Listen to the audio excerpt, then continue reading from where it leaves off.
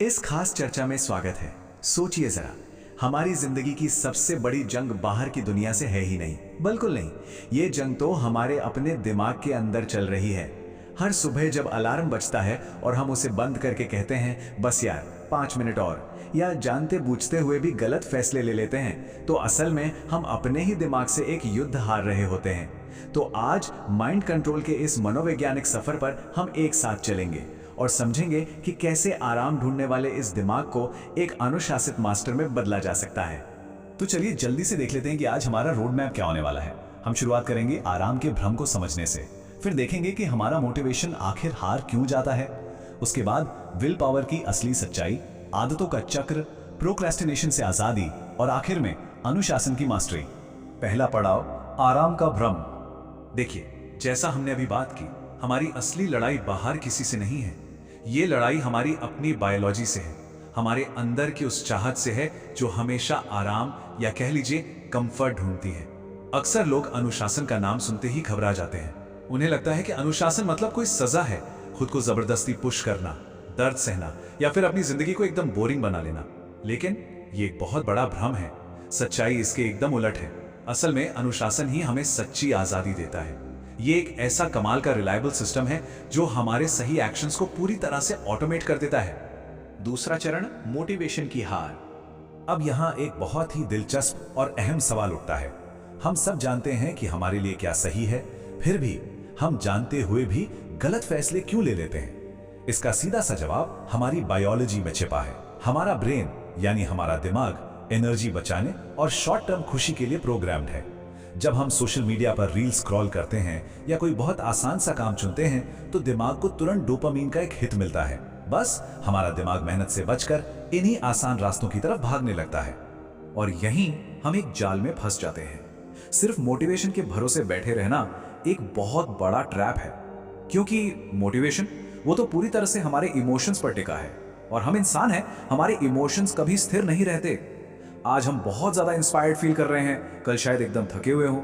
लेकिन दूसरी तरफ अनुशासन, ये एक परमानेंट और स्ट्रक्चर्ड सिस्टम है।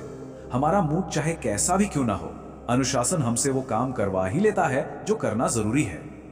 अब आते हैं तीसरे अध्याय पर, विल पावर की सच्चाई।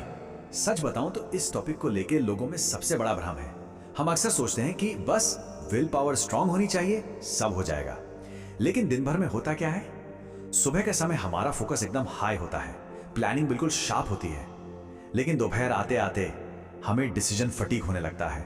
मतलब हर छोटे छोटे फैसले लेने में हमारा ब्रेन अपनी एनर्जी खर्च कर चुका होता है और शाम तक विल पावर की ये बैटरी पूरी तरह से फुस हो जाती है, कोलैप्स।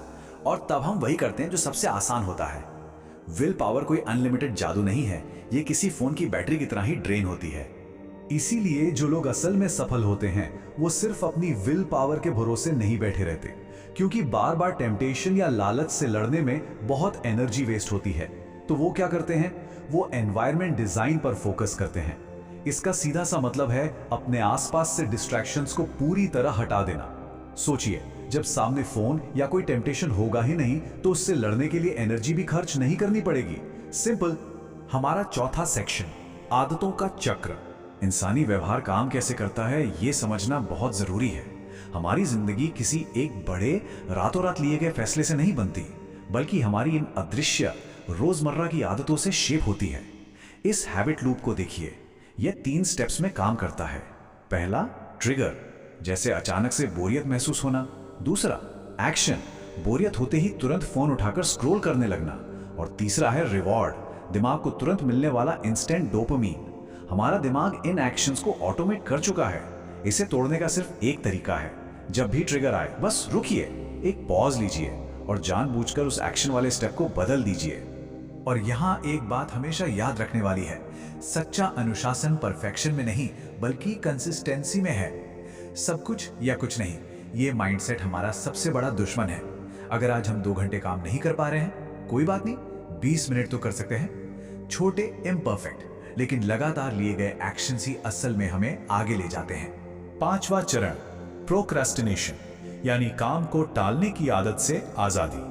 काम को टालना एक ऐसा साइलेंट किलर है जो हमें हमेशा गिल्ट और पछतावे में फंसाए रखता है।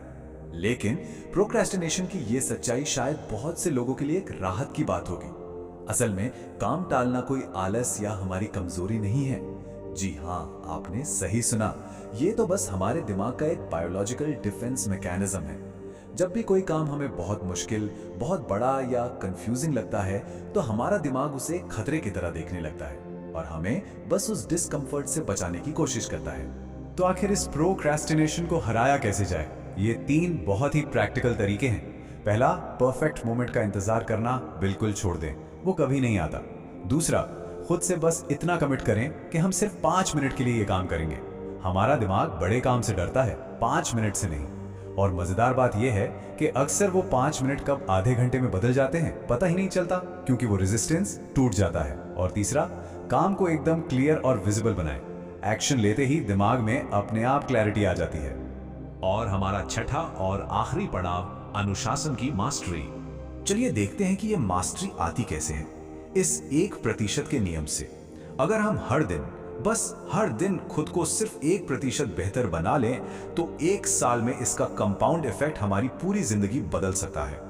सफलता कोई रातों रात होने वाला चमत्कार नहीं है, ये रोजमर्रा के इसी 1% सुधार का नतीजा है।